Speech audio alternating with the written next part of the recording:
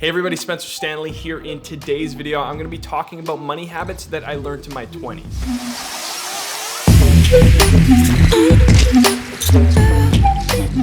I'm still in my 20s, but over the last year, working for myself and starting a business in video production, I've learned a lot about budgeting my money because my income is way less predictable. So these are some of the habits that I've learned to protect my money, to invest my money, and to kind of grow for the future in this industry and being an entrepreneur. If you're not an entrepreneur, that doesn't matter at all. These are still really good life advice habits that I wish I learned in school, which we don't. It's ridiculous how little personal finance is taught in school and how much that you have to learn on your own. A little brief description, I am not a financial advisor. I went to business school and I was terrible when it came to corporate finance, accounting. These are things that I've learned through my own personal progression, through running my own business and watching a lot of YouTube. I watch a lot of financial advice on YouTube. I read a lot of financial advice online. So over the last year of self-employment, I've learned a lot about financial literacy. I was barely making any money a year ago. I was in university grinding away at my business degree to major in marketing and entrepreneurship, and I really had no idea what I wanted to do in the future. I was doing a little video production side hustle, and that was great. It was giving me a little bit of money,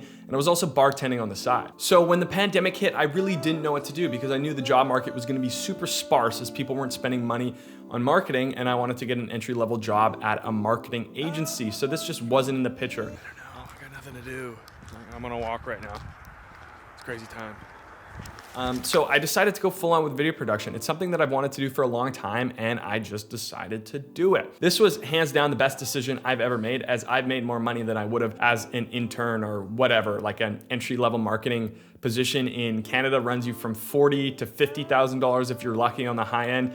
And so far over the past year, it hasn't been an exact year since I've started my business, but I made almost $60,000, which isn't a lot of money. And I'm not saying that to brag, but it's a decent amount of money for somebody that's starting a business in their first year. There's a lot of things that I've spent money on to invest in the business, so that's not all personal take-home money, but it's still a decent amount of money for a business to make in their first year, in my opinion. And the business is growing over time as my client base gets bigger, as I introduce new services and features that my company can provide for our clients. So one of the biggest problems that I found with video production myself is that due to the nature of the business, one-off projects a lot of the time, my income can be quite spotty. There's some months where you just don't get a video project because of either, clients don't have the need, you don't have enough clients. Economy, when the second wave of the pandemic hit, my business suffered tremendously because I wasn't even legally allowed to work. These are things like that that I really took into account after not having income for a month or two.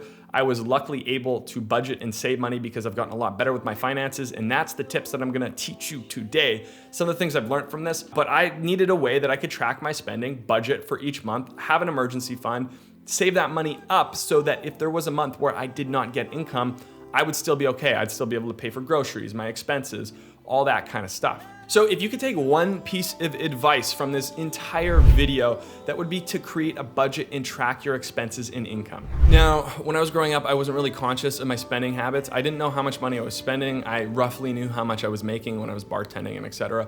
But a lot of this money just went to frivolous things like alcohol, food, going out, buying stuff on Amazon, and I never really tracked this to see how much I was spending. And I was always usually spending about the amount I was making and not saving a ton because for one, I wasn't really making that much money, so I wanted these things, which is fair, and it's really hard to start saving money until you start making enough where there's leftover to save. That being said, I wanted to find a way that I could track my money so I could see exactly how much money I was spending and how much money I could budget, because there's gonna be fixed expenses that we just have to pay for, but some things that we buy, say this microphone stand on Amazon, did I really need it? I kind of did. So I quickly scoured YouTube to find a budgeting software or a template or something that I could track my expenses and all my transactions. I wanted to see exactly where I was spending money, how I was spending money, with what card, how much money I was making, and kind of the different percentages between all of that. I found a bunch of great templates, but they didn't really fit my needs. They weren't exactly what I wanted, and I wanted to create something myself. So I went into Google Sheets and I created a spreadsheet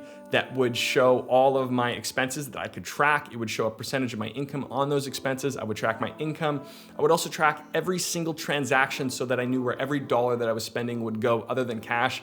I'm a little loose with the cash, but It's like free money anyways, right? Who uses cash anymore? So I created the spreadsheet and it's really good. I love it. It's not perfect. I need to automate it a little bit more. I'm not great at Excel and I created this myself and I found it really fun. I used to always hate Excel in business school, but I like it now because it lets me have control over my money and know where I'm spending it. So what this allowed me to do is really track every single dollar, like I said, and make sure I wasn't spending $700 a month on groceries. The first month that I had to start buying groceries for myself, I went overboard. I bought all this stuff that I didn't need. So now I budget that to around $400 and I try not to spend money on going out more than like once or twice a month. Another little pro tip that has to do with this tracking, it's really good to pay off your credit card as soon as possible for your credit score and a bunch of different things. So this really allows this. And if you take away one tip from this video, it's just that you start budgeting where your money goes and tracking exactly where you're spending it. So the next tip is to invest your money. Now, we want our money working for us, not against us. I want to preface this by saying again that I am not a financial advisor at all and that you should really talk to a financial advisor if you don't want to go this your own route. The core principle here is we want to invest our money because we want our money working for us, not against us. Basically, inflation means that we lose a percentage of our money every year that it's stored away, not making interest for us, so not making money. That is the bare minimum that I'm going to talk about inflation. But basically, we want to earn a little bit of money on our money so that inflation doesn't creep up and devalue our money.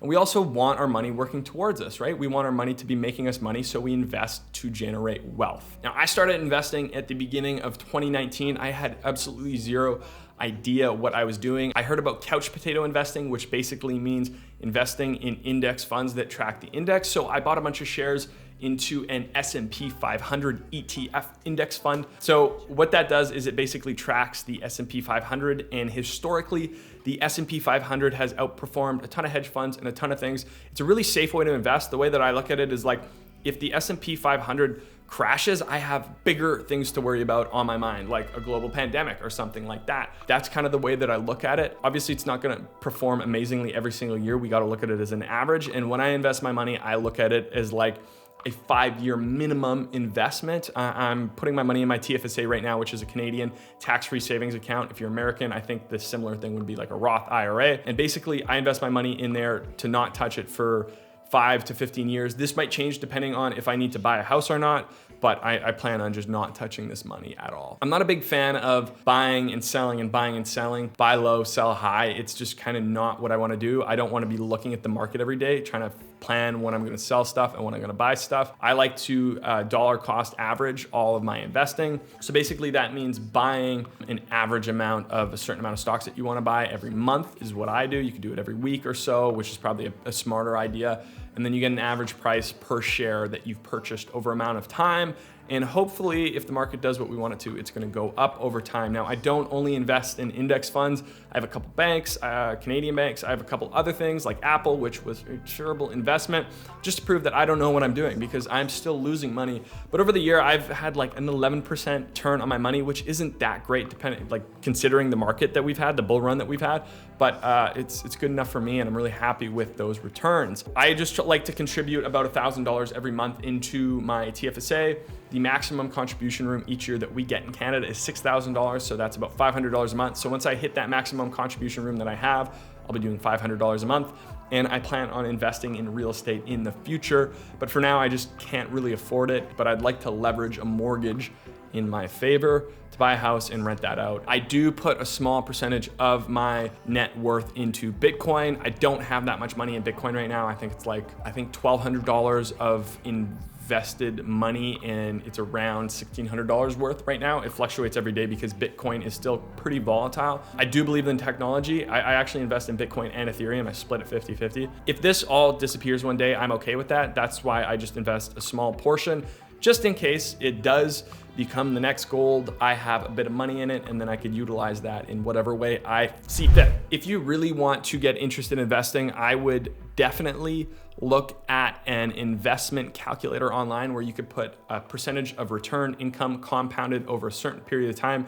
and see how much money your money will be worth in whatever time frame is really interesting to look at, and it gives you a perspective of why you want to invest your money instead of just having it in your bank, because that money isn't doing anything for you. It's actually losing money over time. Now, another tip is investing in things that increase your wealth. I try and live pretty frugally, but I am one that likes finer things, so I will splurge once in a while. So I think it's good to live a little, but we want to invest in things generally that increase our wealth. So this means not buying little things that you might not need. I tend to wait like a week or two on purchases that I want to make to see if in a week or two I really do want that purchase. If I still do and I need it, I'll make that purchase.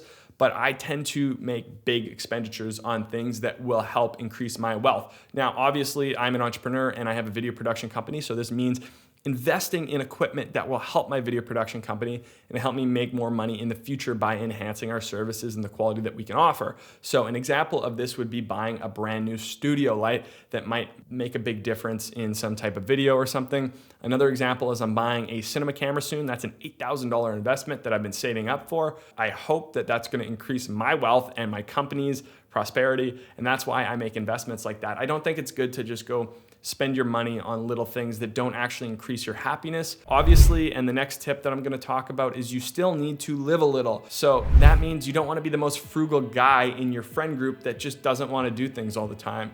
You gotta be careful with your money, but you also want to live a little bit. Now, if you have a designated amount of money that you budget for expenses, fixed expenses, variable expenses, and then you invested a little bit of money, you should have a little bit of money left over to do with it what you want. So for example, I have this section called fun coupons, and what I put in there in my transactions is basically Amazon purchases, gifts, just anything that doesn't fit into one of my budgeted categories. If we can't enjoy things with our friends and our loved one, what's really the point of like saving money at all if we can't really use it? Now, you gotta be really careful with this, but I don't think it's bad to go have drinks with your friends once a week or something like that, or buy a present for your mom or your dad or whoever. I think, money is a tool that we need to utilize to increase our living. And once we get over the barrier of like being able to afford what we need to survive, then we can use money to do what we like with it. And some people just might not want to spend money on food and stuff, and they much prefer investing in something with that money. That would be somebody like Graham Stephan, for example, who is a great YouTuber and talks about finance. But I like to kind of fall in the middle of this category. I don't like spending money on frivolous things. I'm pretty frugal nowadays, but I also really enjoy, for example, specialty coffee. So I buy a $20 bag of beans 3 times a month, but I don't actually go out to coffee shops and buy coffee there. I make it at home to save a little money.